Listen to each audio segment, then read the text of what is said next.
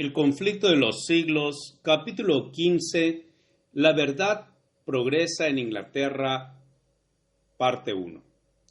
Al mismo tiempo que Lutero daba la Biblia al pueblo de Alemania, Tyndale era impulsado por el Espíritu de Dios a hacer otro tanto para Inglaterra. La Biblia de Wycliffe había sido traducida del texto latino, que contenía muchos errores. No había sido impresa y el costo de las copias manuscritas era tan crecido que, fuera de los ricos y de los nobles, pocos eran los que podían proporcionárselas, y como, además, la Iglesia los proscribía terminantemente, sólo alcanzaban una circulación muy escasa. En el año 1516, o sea, un año antes de que aparecieran las tesis de Lutero, había publicado Erasmo su versión grecolatina del Nuevo Testamento. Era esta la primera vez que la palabra de Dios se imprimía en el idioma original. En esta obra fueron corregidos muchos de los errores de que adolecían las versiones más antiguas, y el sentido de la Escritura era expresado con más claridad. Comunicó a muchos representantes de las clases educadas un conocimiento mejor de la verdad, y dio poderoso impulso a la obra de la Reforma. Pero en su gran mayoría, el vulgo permanecía apartado de la palabra de Dios. Tyndale iba a completar la obra de Wycliffe al dar a sus compatriotas la Biblia en su propio idioma. Muy dedicado al estudio y sincero investigador de la verdad, había recibido el Evangelio por medio del testamento griego de Erasmo. Exponía las convicciones sin temor alguno e insistía en que todas las doctrinas tienen que ser probadas por las Santas Escrituras. El aserto papista de que la Iglesia había dado la Biblia y de que sólo la Iglesia podía explicarla, contestaba Tyndale. ¿Sabéis quién enseñó a las águilas a buscarse su presa?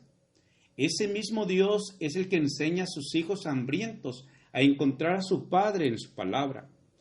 Lejos de habernos dado vosotros las santas Escrituras, las habéis escondido de vuestra vista, y sois vosotros los que quemáis a los que las escudriñan, y si pudierais, quemáis también las mismas Escrituras. La predicación de Tyndale despertó mucho interés y numerosas personas aceptaron la verdad. Pero los sacerdotes andaban alerta y no bien se hubo alejado del campo de sus trabajos cuando ellos, valiéndose de amenazas y de engaños, se esforzaron en destruir su obra, y con éxito muchas veces. ¡Ay!, decía él, ¿qué hacer mientras que yo siembro en un punto? El enemigo destruye lo que dejé sembrado en otro. No me es posible estar a la vez en todas partes. Oh, si los cristianos poseyesen la Biblia en su propio idioma, serían capaces de resistir a estos sofistas. Sin las Santas Escrituras, es imposible confirmar a los legos en la verdad. Un nuevo propósito surgió entonces en su mente. Era en la lengua de Israel, decía, en que se cantaban los salmos en el templo de Jehová. ¿Y no resonará el Evangelio entre nosotros en la lengua de Inglaterra? ¿Será posible que la Iglesia tenga menos luz a mediodía que el alba? Los cristianos deben leer el Nuevo Testamento en su lengua materna. Los doctores y maestros de la Iglesia estaban en desacuerdo. Solamente por la Biblia podían los hombres llegar a la verdad. Uno sostiene a ese doctor, otro a aquel, y cada escritor contradice a los demás. ¿De qué manera puede uno saber quién dice la verdad y quién enseña el error? ¿Cómo? En verdad, ello es posible solamente por medio de la palabra de Dios. Fue poco después cuando un sabio doctor papista que sostenía con él una acalorada controversia exclamó: «Mejor sería para nosotros estar sin la ley de Dios que sin la del Papa». Tyndale repuso: «Yo desafío al Papa y todas sus leyes, y si Dios me guarda con vida, no pasarán muchos años sin que haga yo que un muchacho que trabaje en el arado sepa de las Santas Escrituras más que vos. Así, confirmado su propósito de dar a su pueblo el Nuevo Testamento en su propia lengua, Tyndale puso inmediatamente manos a la obra. Echado de su casa por la persecución, fuese a Londres y allí, por algún tiempo, prosiguió sus labores sin interrupción. Pero al fin, la hazaña de los papistas lo obligó a huir. Toda Inglaterra parecía cerrársele y resolvió buscar refugio en Alemania. Allí dio principio a la publicación del Nuevo Testamento en inglés. 2 veces su trabajo fue suspendido, pero cuando le prohibían imprimirlo en una ciudad, se iba a la otra. Finalmente, se dirigió a Worms, donde unos cuantos años antes, Lutero había defendido el Evangelio ante la Dieta. En aquella antigua ciudad había muchos amigos de la Reforma, y allí prosiguió Tyndale sus trabajos sin más trabas. Pronto salieron de la imprenta 3,000 ejemplares del Nuevo Testamento, y en el mismo año se hizo otra edición.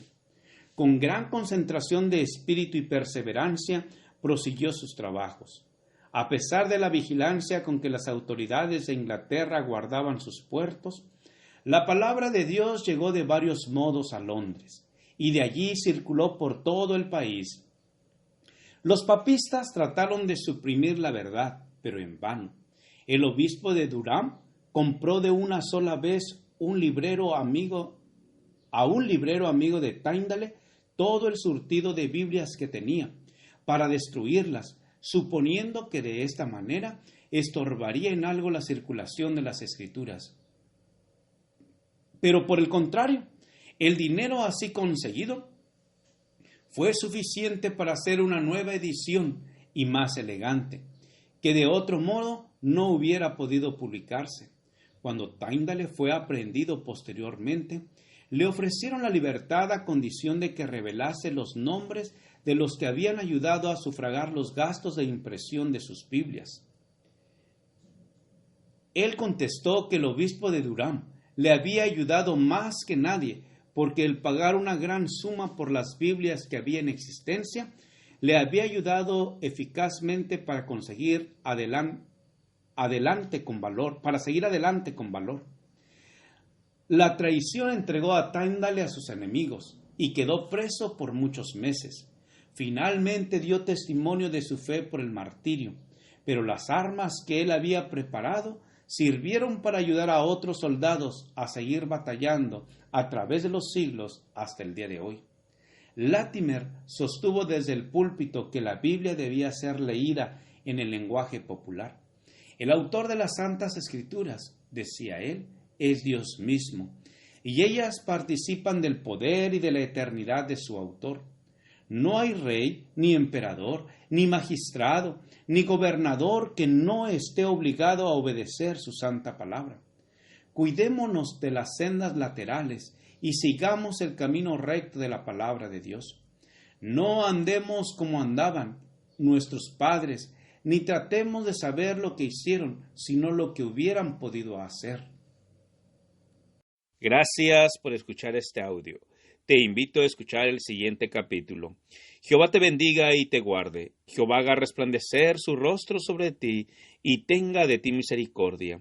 Jehová alce sobre ti su rostro y ponga en ti paz. Con aprecio, el pastor Juan Manuel Flores Espinosa.